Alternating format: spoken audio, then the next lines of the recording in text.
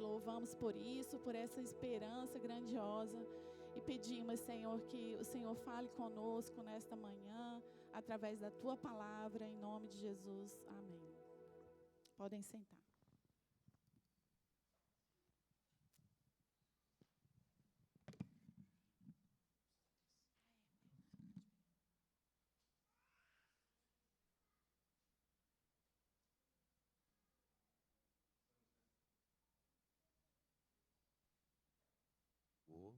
Ligou. Graças e paz, bom dia mais uma vez a todos. Vamos fazer a leitura do texto que será exposto nessa manhã. Está lá em Mateus capítulo 26. Mateus capítulo 26. Iremos ler dos versos 14 até o versículo 16, posteriormente do verso 47 até o versículo 50. Ok? Mateus capítulo 26, a partir do versículo 14, diz assim: Então um dos 12, chamado Judas Iscariotes, foi falar com os principais sacerdotes. Ele disse: Quanto me darão para que eu entregue a vocês? E pagaram 30 moedas de prata, e desse momento em diante, Judas buscava uma ocasião para entregar Jesus. Agora, dos versos 47 ao 50, mesmo capítulo. Enquanto Jesus ainda falava, eis que chegou Judas, um dos 12, e com ele grande multidão com espadas e porretes, vinda da parte dos principais sacerdotes e dos anciãos do povo. Ora, o traidor tinha dado a eles um sinal: aquele que eu beijar é esse, prendam-no. E logo, aproximando-se de Jesus, Judas disse: Salve, mestre, e o beijou. Jesus, porém, lhe disse: Amigo, o que você veio fazer? Nisto, aproximando-se eles, agarraram Jesus e o prenderam. Só até aqui. Vamos convidar o pastor Davi, vamos orar por ele.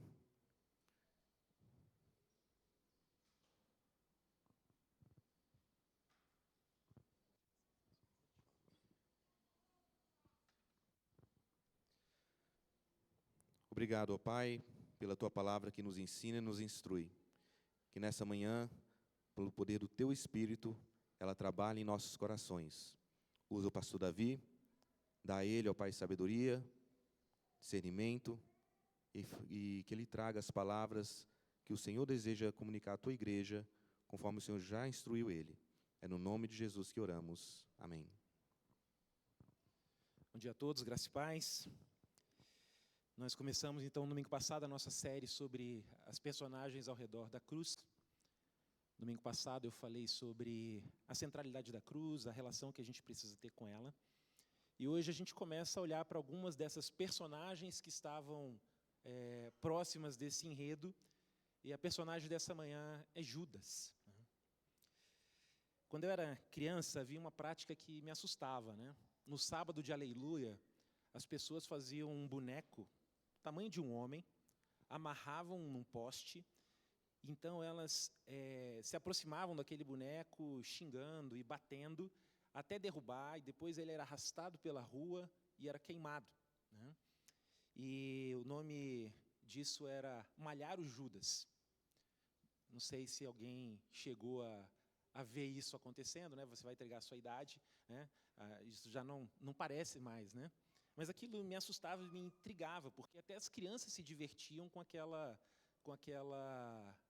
tradição, né, de malhar o Judas. Judas, essa personagem da Bíblia que carregou esse papel triste de trair Jesus. Você conhece alguma criança que se chama Judas? Você tem algum conhecido que se chama Judas? Judas é usado como um xingamento, né? Ah, você é um traidor, você é um Judas. Ou então, quando alguém está querendo se defender, não, está me tirando para Judas. Eu sou o culpado por tudo agora. Então, Judas é um nome que carrega um estigma muito grande. E não se ofenda ainda, né? Talvez você vá se ofender nessa manhã com algumas coisas, mas nós somos mais parecidos com Judas do que nós gostaríamos de ser. E eu falo isso não para acusar, mas para gerar um processo de autoanálise, né? De pensar sobre em que nós poderíamos ser semelhantes a essa personagem que nós execramos publicamente, queremos bater nele na rua, linchar. Ele era mais próximo de nós do que nós gostaríamos.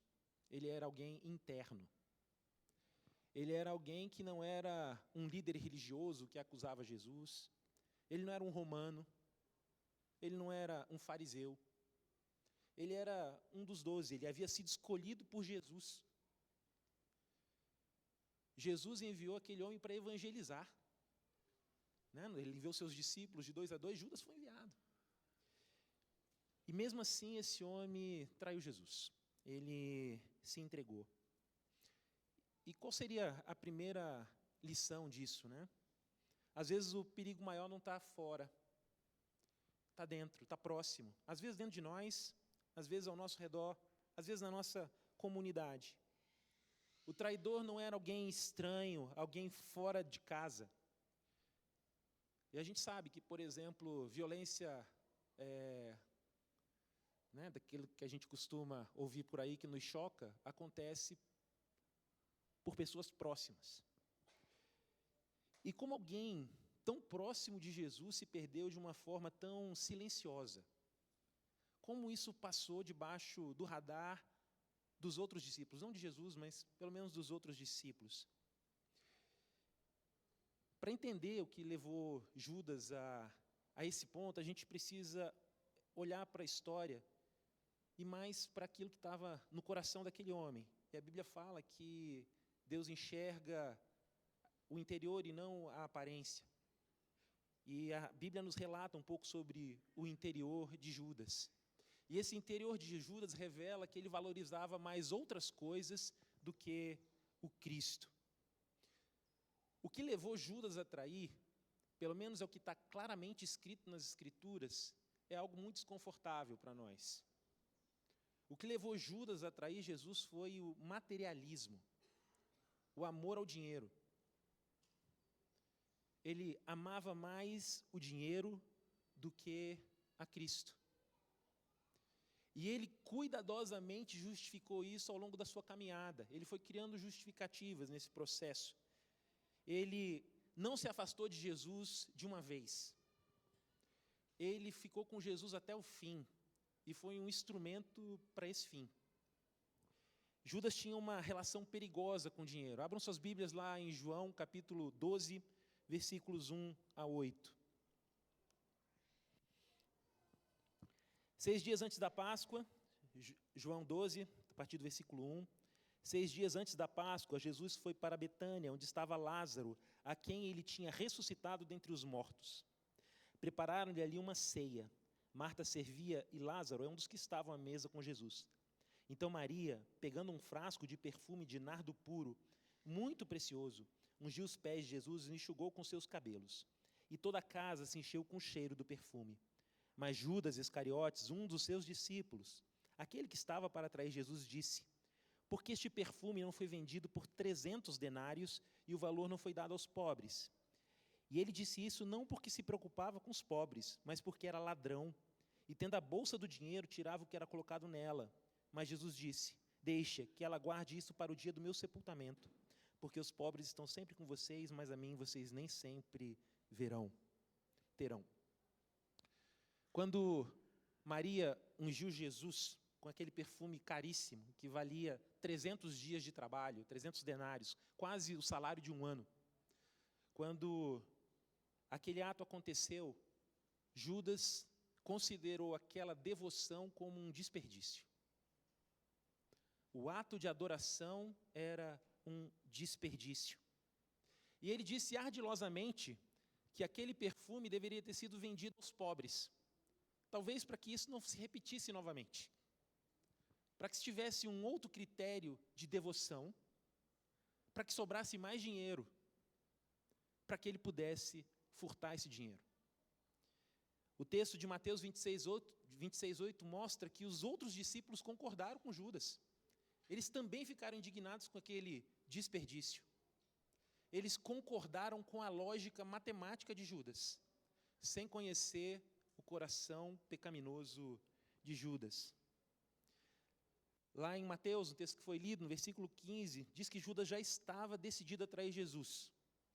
E ele faz a seguinte pergunta: quanto vocês me darão para que eu o entregue?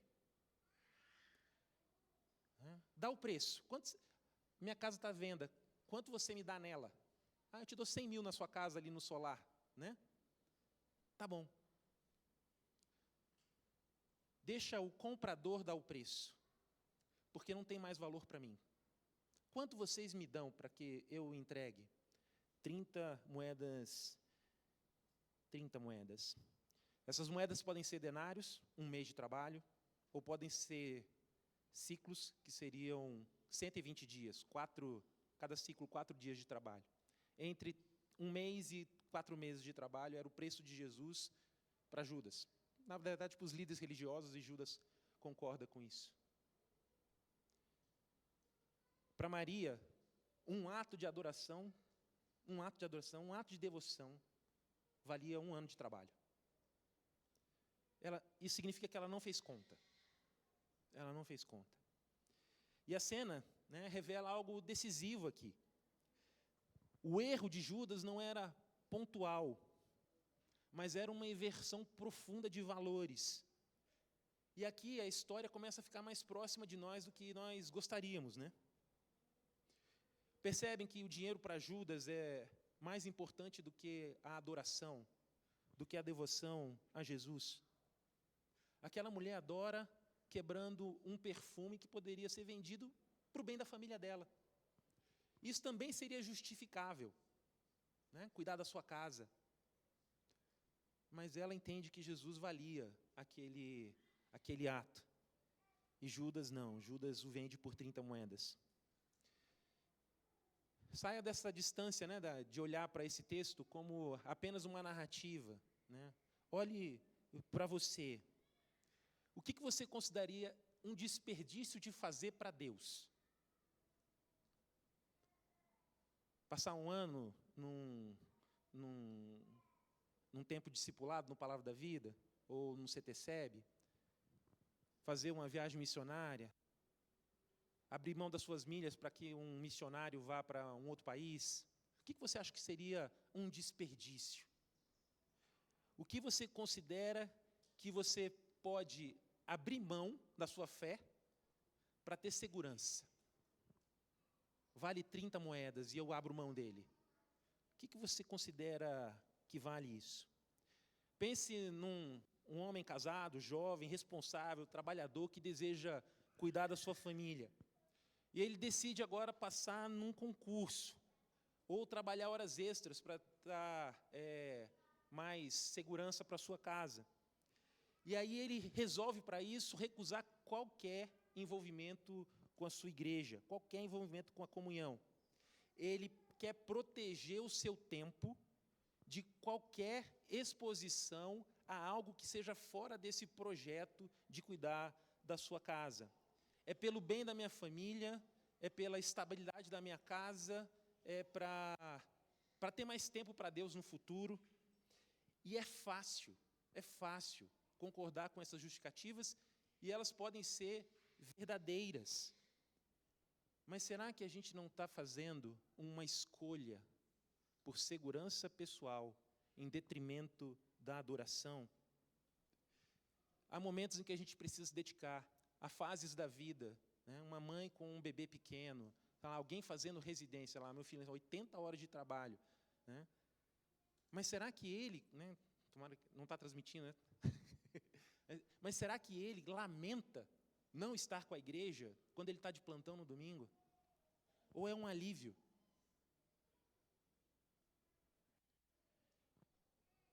Aquilo que a gente chama de planejamento, de controle, pode ser, na verdade, um disfarce para a nossa incredulidade. Nem toda decisão que parece sensata, razoável, vende esse perfume para dar para os pobres, vende esse perfume para fazer ação social, gente.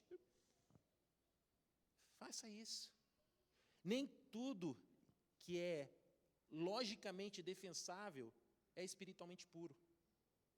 E a gente precisa entender isso.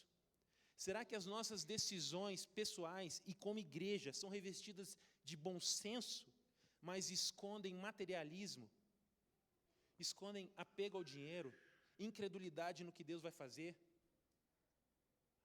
medo de depender de Deus, um desejo de estar no controle, ao invés de Deus estar à frente? E Jesus, conhecendo os corações, ele não se deixa enganar pela aparência. E ele alerta as pessoas, né? Ele alerta cada um de nós. O maior engano é você pensar que está tudo bem, ou querer fazer parecer que está tudo bem, quando dentro você já está distante. E Jesus fala, né, em João 13, 21, um de vocês vai me trair. Um de vocês vai me trair. E é interessante que os discípulos, à exceção de Judas, né, os discípulos ficam atônitos. E eles perguntam assim, será que sou eu? Né? Quem será, né? Quem será? Ninguém suspeitava de Judas, percebem? Eles ficam atônitos. Eles ficam perplexos com a notícia que Jesus dá. Talvez no primeiro cenário eu não, né? Eu não. Que história é essa? Quem aqui? Ninguém. Jesus, o que está acontecendo? Que ideia é essa? Judas não era alguém estranho, ele não era isolado, ele não era suspeito. Ele fazia parte do grupo e isso é muito assustador. É muito assustador. E isso obriga a gente a considerar que não basta você estar no lugar certo, você precisa estar com o coração correto. Não basta vir à igreja, precisa adorar o Senhor, buscá-lo. A comunhão pode ser um disfarce para um arrependimento que não é real. E a gente vai ver mais para frente que o arrependimento de Judas não foi real. Judas sabia parecer um discípulo. Ele sabia. Judas sabia fingir que era discípulo, ele sabia fingir que era crente. Mas o coração dele estava em trevas, né? E Jesus fala lá no Sermão do Monte, se a luz que há em vocês é trevas, então que grandes trevas serão.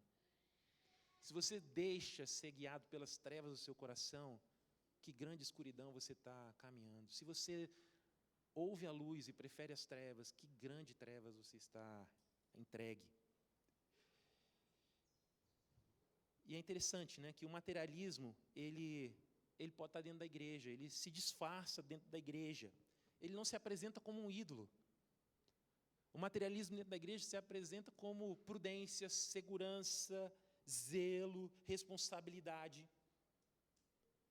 E ele é elogiado, ele é aceito, ele é estimulado, porque olhando apenas para isso, são coisas positivas. Mas é aí que mora o perigo.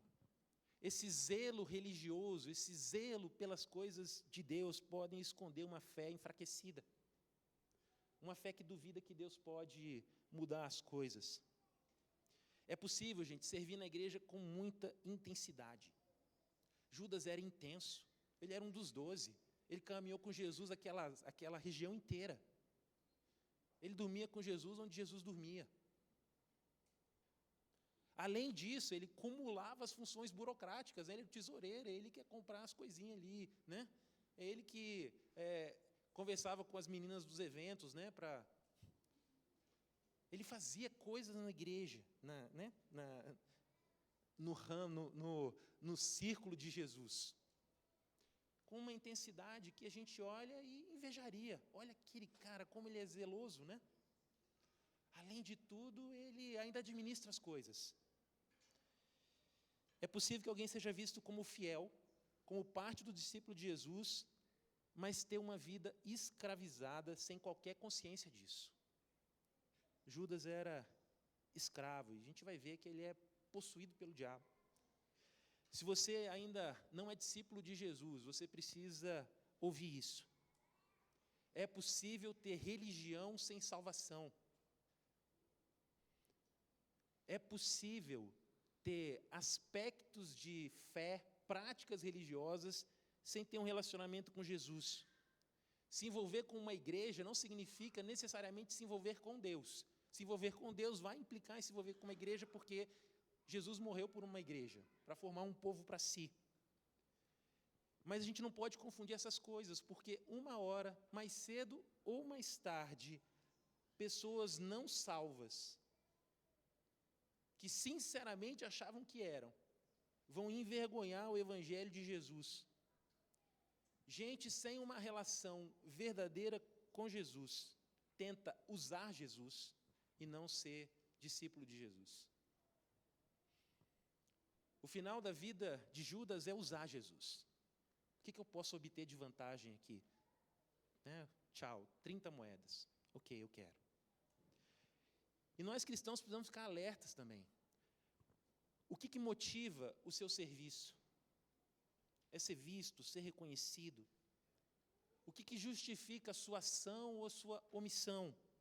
O que leva você a decidir os rumos da sua casa, a forma como você conduz a sua família? E como igreja, será que a gente está formando discípulos que priorizam a cruz e não o conforto? Não a segurança pessoal? E esse pecado escondido, ele encontra boas razões para se encobrir. Ele consegue justificar isso. O argumento de Judas em relação ao perfume que Maria ofertou, quebrou nos pés de Jesus, o que ele chama de desperdício.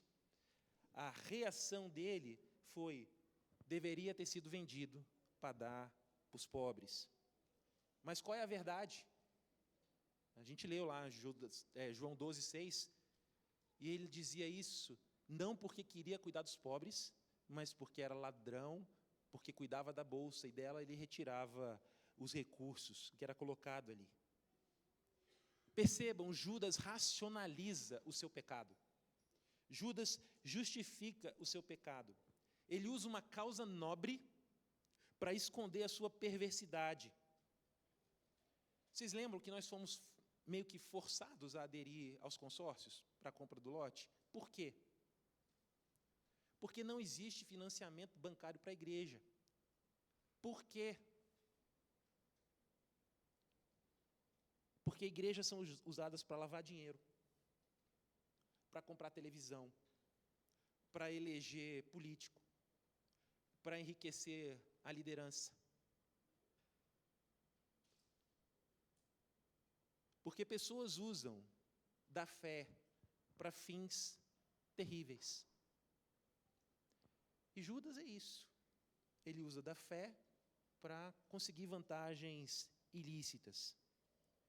E aí pessoas falam assim: eu não oferto na igreja porque eu não confio em igreja, eu não confio na gestão de igreja. Mas essas mesmas pessoas não ofertam para nada. Para nada.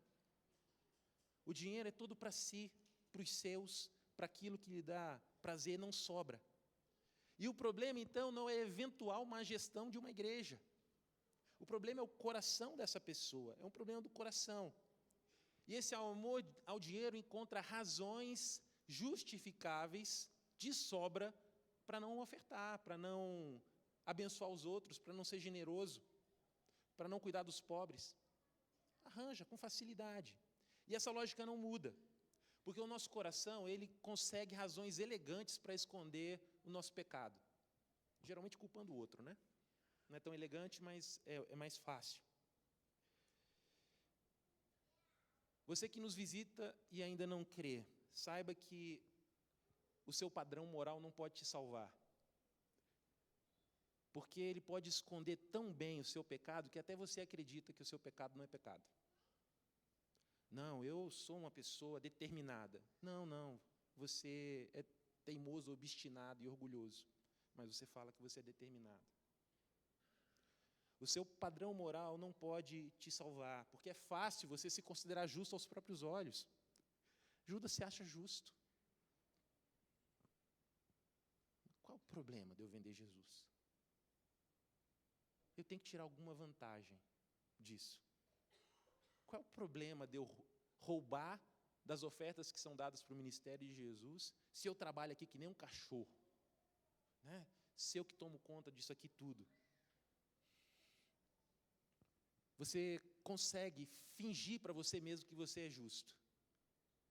Mas a questão é que você precisa ser declarado justo por quem é o juiz. E o juiz é Deus. E ele diz que o filho dele é o justo. Então você precisa ser habitado pelo filho dele para ser considerado justo diante de Deus.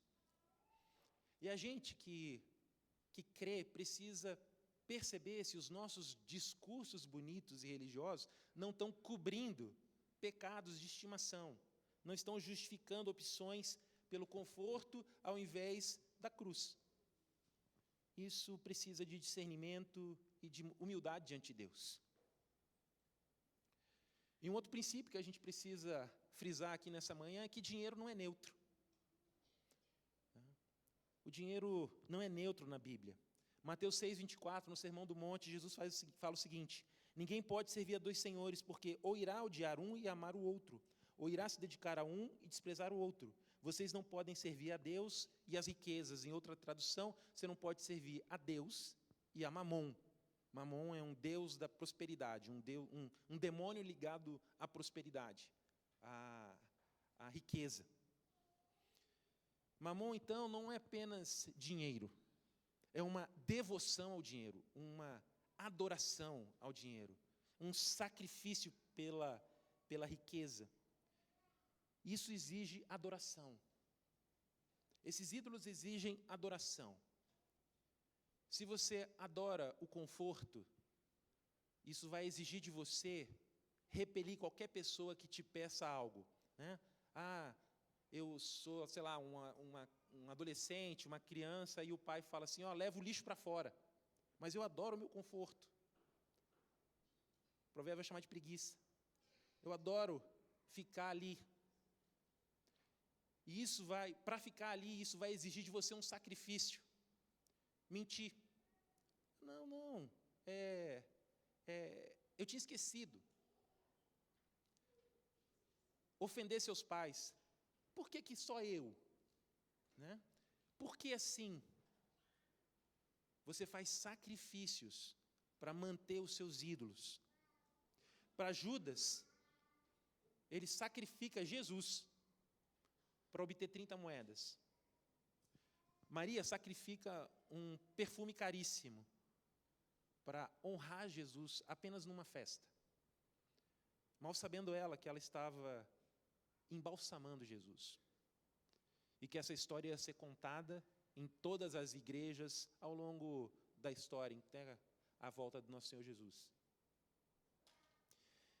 É possível ter uma família que tem uma frequência fiel numa igreja, que oferta regularmente, mas que nunca consulta a Deus sobre decisões financeiras.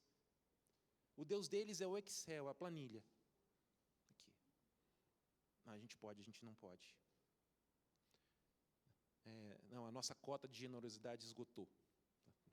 Dia 5, esgotou a nossa cota de generosidade. Agora seremos avarentos 25 dias. Se você não creu em Jesus ainda, tem uma notícia desconcertante, né? Eu já falei um pouco sobre ela. Você já serve outro Senhor, você serve alguém. Sua vida será governada pelo dinheiro, isso vai exigir de você sacrifício e lealdade, assim como a preguiça exige.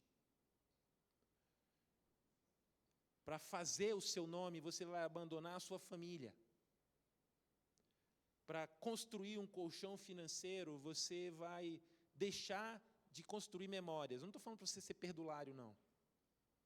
Eu estou mostrando que adorar o dinheiro vai exigir de você sacrifícios. Se sua vida é pautada pela beleza física, você vai precisar acordar 1 hora antes, descansar 1 hora menos, para fazer um penteado para ir para a escola. Sacrifício, lealdade. O dinheiro não é neutro. Ou ele nos governa, ou nós o governamos. É assim que funciona. E a gente precisa lembrar disso. O dinheiro é uma expressão do nosso coração. O dinheiro é uma expressão do seu coração. Você que não é generoso, é uma expressão do seu coração. O dinheiro é um retrato. Sua planilha de Excel mostra quem você é, de forma muito amoral, né? Sem julgamentos. A sua planilha de Excel, eu não tenho, né? Eu deveria ter. Tá? Não estou criticando quem tem, eu deveria ter. Lídia me cobra até hoje, coitada. João 13, versículo 2, diz o seguinte: durante a ceia, tendo já o diabo posto no coração de Judas Iscariotes, filho de Simão, que traísse Jesus. Esse versículo revela que o coração de Judas já tinha sido disposto para trair Jesus. Ali, naquela última reunião, Jesus está dando as últimas instruções para o seu discípulo, mas havia alguém com o coração preso no materialismo, que foi objeto da ação do diabo, usando aquilo como uma tentação, que concebeu um pecado e o deixou determinado a trair Jesus. Ele não queria mais ouvir o que Jesus estava falando. Não fazia mais sentido para ele. E no mesmo capítulo, versículo 26, 27, Jesus respondeu: quem trairia? É aquele a quem eu der o pedaço de pão molhado. Então Jesus pegou um pedaço de pão, tendo molhado, deu a Judas, filho de Simão Iscariotes. 27. E depois que Judas recebeu o pedaço de pão, imediatamente Satanás entrou nele. Então Jesus disse: o que você pretende fazer, faça-o depressa. O materialismo de Judas o tornou um escravo de Satanás, um escravo do diabo. Percebam que isso não foi de repente, não foi um processo. O materialismo vai nos prometendo liberdade, segurança, algumas vantagens, mas na verdade está entregando para a gente escravidão. Alguém, sei lá, que tem um grande emprego na iniciativa privada e faz grandes sacrifícios para manter aquilo, essa pessoa vive sobre o medo de perder essa atribuição. Isso vai dominando o coração das pessoas, pode dominar, né? Nem todas as pessoas são dominadas, mas pode acontecer. É possível uma pessoa ter muito dinheiro, ter boa renda, né? Ter verbas indenizatórias, é possível. É possível a pessoa ter extratetos. E mesmo assim essa pessoa viver inquieta, preocupada, ela achava que teria alívio porque tem dinheiro, mas ela não tem paz. Porque um ídolo nunca entrega aquilo que ele promete. Ele gera escravidão. Quem não aceitou Jesus pode estar enfrentando um cansaço inexplicável, uma espécie de exaustão na alma. E isso acontece porque você está servindo a um Senhor que não é seu amigo. Porque Jesus diz que Ele alivia o sobrecarregado e o cansado, que o fardo dele é suave. Mas quando nós servimos outros deuses no lugar de Jesus, nós ficamos exauridos. O senhorio de Jesus é diferente, você precisa conhecer esse Jesus. E percebam que esse materialismo de Judas vai tomando conta da sua capacidade de decidir de forma moral corretamente. Talvez ele tenha começado com um troco que ele não devolveu para a bolsa, né? Compra o pão ali, né? 100 pães. Aí levou um dinheirinho, tinha um troco. O cara deu 5 pães a mais, ele ficou com os 5 pães. E aquilo vai se tornando um hábito, né? Ao ponto de ser descrito como ele tirava o dinheiro. Era uma prática constante. Ele deixa de ter filtros morais a partir de quando ele é tomado por essa cobiça. E ele vai tomando decisões equivocadas, cada vez numa intensidade maior. Ele cogita procurar os líderes religiosos, ele conversa com eles, ele aceita o suborno, ele cumpre a promessa de entregar Jesus dando um beijo.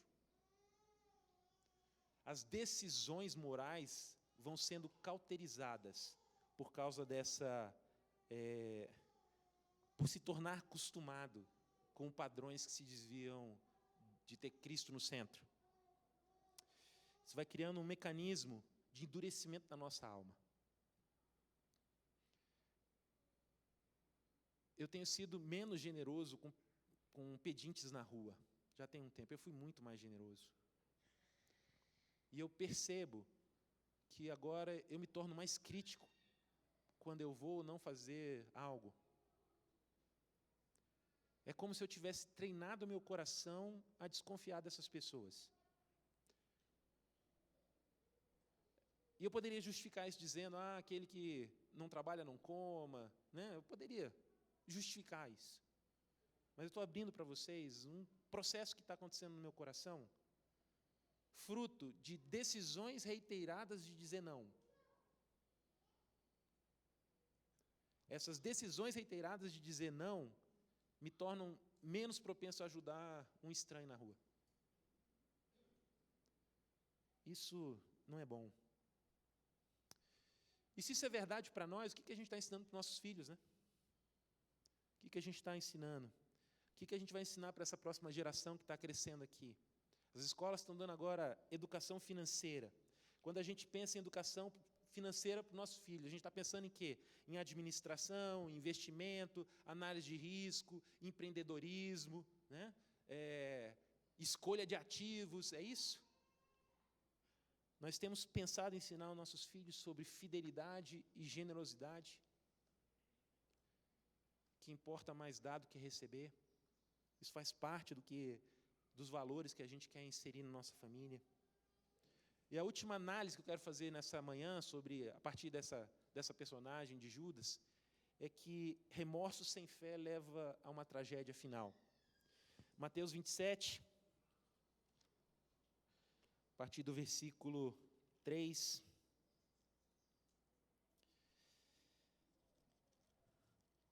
Jesus já havia sido entregue. Então Judas, versículo 3, que o traiu, vendo que Jesus havia sido condenado, tocado de remorso, devolveu as 30 moedas de prata aos principais sacerdotes, anciãos, dizendo, pequei traindo sangue inocente.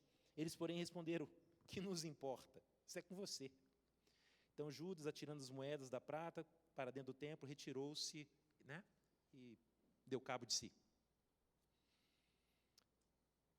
Judas mostra um remorso sem arrependimento. Talvez no fundo ele torcesse que Jesus de alguma forma ia se livrar daquilo, né? Afinal, o texto que nós lemos mostra que Jesus havia ressuscitado Lázaro, né? Jesus pode fazer o que ele quiser. Talvez Judas falasse assim, não, eu vou pegar 30 moedas, mas não vai acontecer nada não, né? Já vi muita coisa com Jesus. Mas Jesus foi condenado à morte. E Judas percebe, ele diz, eu pequei contra sangue inocente. E a atitude dele é rejeitar o seu materialismo ali, né? As 30 moedas. Ele tenta devolver e os líderes religiosos dizem, o problema é seu. Né?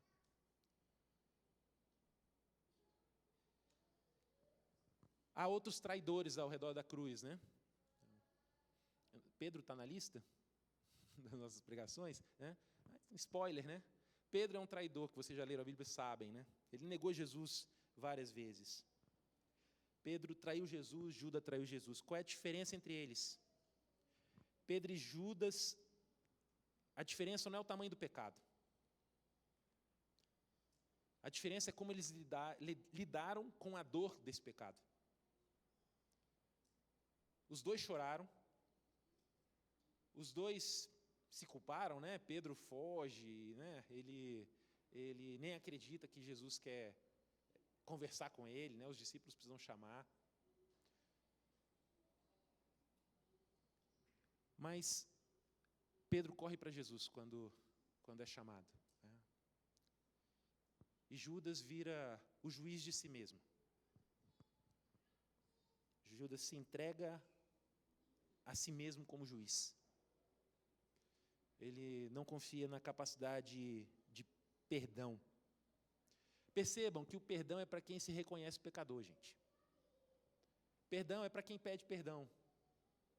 Perdão é para quem reconhece que precisa de algo que não tem. É necessário crer que Deus perdoa. É necessário crer. Sentir culpa não é suficiente. Fala assim, estraguei minha vida. Não é suficiente. precisa se render aos pés da cruz, confessar e obter perdão, e usufruir desse perdão.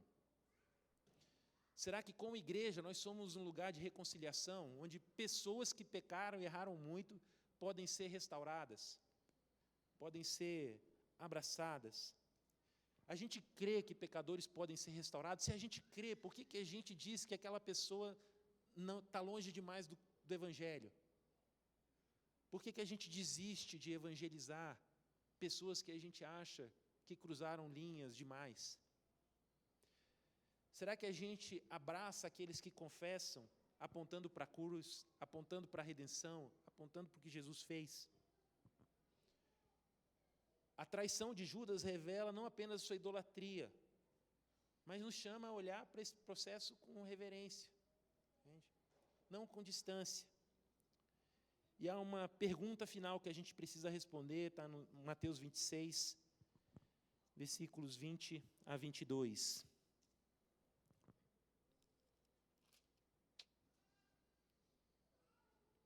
Ao cair da tarde, Jesus pôs-se à mesa com os 12 discípulos. Enquanto comia, Jesus disse: em verdade lhes digo que um de vocês vai me trair. E eles, muito entristecidos, começaram, um por um, a perguntar-lhe: por acaso seria eu, Senhor?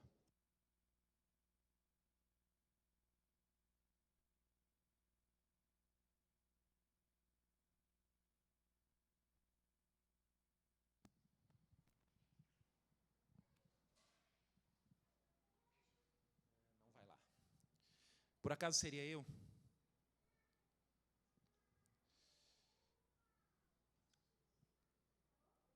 Por acaso eu amo mais outras coisas além de amar o Cristo? Por acaso Jesus está no banco de trás enquanto eu dirijo minha vida? Por acaso eu tenho tomado decisões baseadas na minha ilusão de que eu consigo controlar a minha história, controlar a minha segurança pessoal, a minha saúde?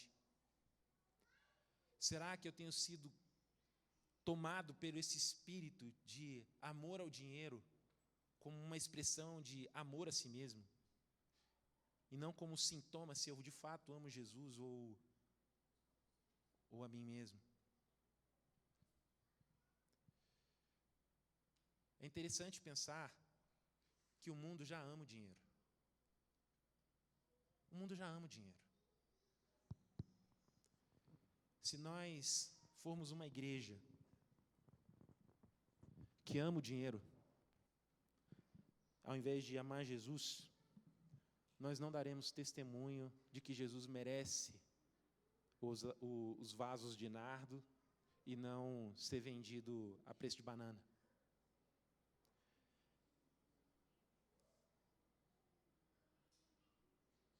O versículo-chave é o texto que está no versículo 50 de Mateus 26. Né? Amigo, o que é que você veio fazer aqui? Esse trechinho. Né? Amigo, o que é que você veio fazer aqui? Quando Judas se aproxima de Jesus para beijá-lo e o trai com o beijo, Jesus o chama de amigo. Isso tem uma coisa que Jesus não é falso, tá? Jesus não estava querendo jogar na cara de Judas, sabe? Ah, você é mau e eu sou bom. Não. Jesus não é falso. Jesus chama Judas de amigo.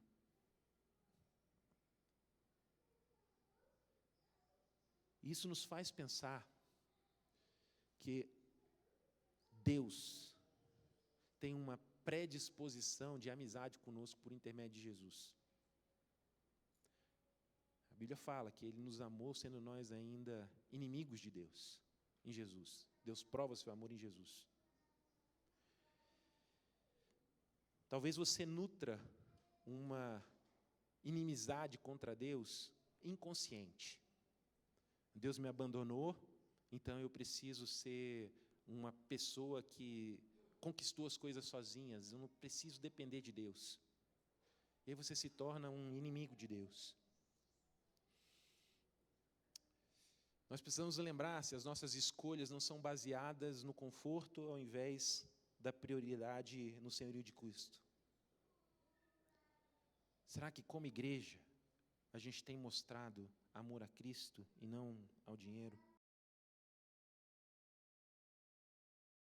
Andou muito perto de Jesus, mas o coração dele estava apegado em outras coisas. Quem tem uma caminhada de igreja pode estar vivenciando isso. De alguma forma, está apegado a outras coisas, ao invés de estar amando Jesus. E Judas foi chamado de amigo. Ele foi trazido para o círculo de confiança, deram responsabilidades para ele, ele ouviu a verdade, ele serviu. Mas ele tinha um outro Senhor governando seu coração. E a pergunta é, sou eu? Né? Quem governa suas decisões, quem é que define seus valores, quem tem a última palavra na sua vida, né? É o Excel, é Cristo. E a resposta para isso nessa manhã, o Senhor nos dá graça. Porque isso é tão culturalmente apegado a nós, que muitas vezes nós automaticamente caminhamos nessa direção de não reconhecer o senhorio de Jesus, porque de fato Jesus não está reinando. Reina no domingo. E nós precisamos crer que Ele é suficiente, e que Ele merece a nossa adoração, o nosso sacrifício, mesmo que as pessoas critiquem as nossas opções de devoção ao Senhor, Ele é digno delas. E como família de fé, nós precisamos apontar para algo maior do que o ouro e que a prata, que é a companhia de Jesus, que é amá-lo e conhecê-lo. Vamos orar? Senhor, nós nos envergonhamos porque muitas vezes professamos apenas de lábios te amar, mas as nossas escolhas de caminhada são autônomas, são independentes de Ti, são centradas nos nossos projetos e não no Teu reino. Obrigado porque o Senhor nos chama de amigo, o Senhor nos chama ao arrependimento quando pecamos. Obrigado pela cruz, obrigado porque nela o Senhor pagou o preço dos nossos pecados, para que pudéssemos adorar o Senhor com liberdade, termos comunhão com o seu Pai, que é o nosso Pai pela adoção pelo Espírito. Nos ajuda como igreja a manifestar esse amor ao Senhor em primeiro lugar, sendo uma igreja generosa, doadora, abençoadora. Nos ajuda a discernir as motivações que temos para fazer escolhas com o nosso tempo, que nós sabemos que é limitado. Isso nos aponta para a nossa necessidade de depender de Ti. Nos dá discernimento sobre as nossas escolhas e abençoa a obra das nossas mãos. Nos ajuda a prosperar para a glória do Teu nome. Nos ajuda a usar o dinheiro como um servo e não como um senhor das nossas vidas. Nos dá um coração que louva o Senhor, que se alegra em usufruir daquilo que o Senhor nos dá por intermédio do nosso trabalho. Mas, acima de tudo, nos protege do desejo de não depender do Senhor, de sermos capazes de nos sustentar sem a Tua boa mão. É assim que nós oramos, gratos pela Tua palavra, oramos assim em nome de Jesus. Amém? Queria chamar os aniversariantes da semana aqui à frente. Aniversário de casamento também, alguém? Fazendo aniversário. Hoje é aniversário da Nicole, né? A enteada, né, do Paulo. A decisão de sepultar amanhã envolve essa data, né? Então, eu queria orar por ela, né? O pastor Kelvin já orou pela manhã, orar pela Dani novamente.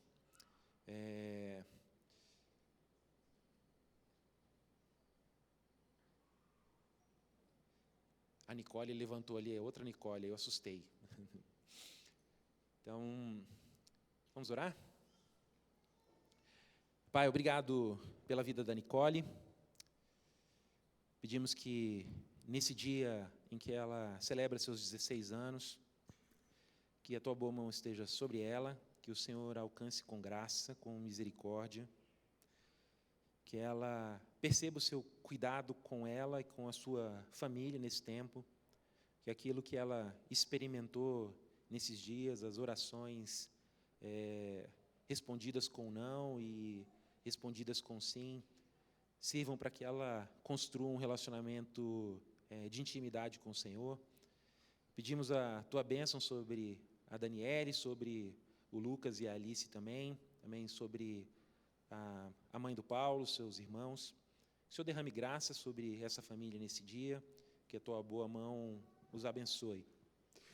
Nos enche da convicção que aqueles que morrem com Cristo estão na tua companhia, e nos dá essa visão de que a vida não é aquilo que a gente tem, aquilo que a gente conquista, mas aquilo que o Senhor nos dá. É assim que nós oramos como igreja, abençoando a vida dela em nome de Jesus. Agora nós vamos para o nosso cafezinho. Qual que é o tema da aula de apologética, Kelvin? Esqueci. A existência de Deus vai ser o tema que vai ser abordado aqui na aula da Escola Dominical. Você que nos visita é bem-vindo. Vamos ali para o nosso cafezinho.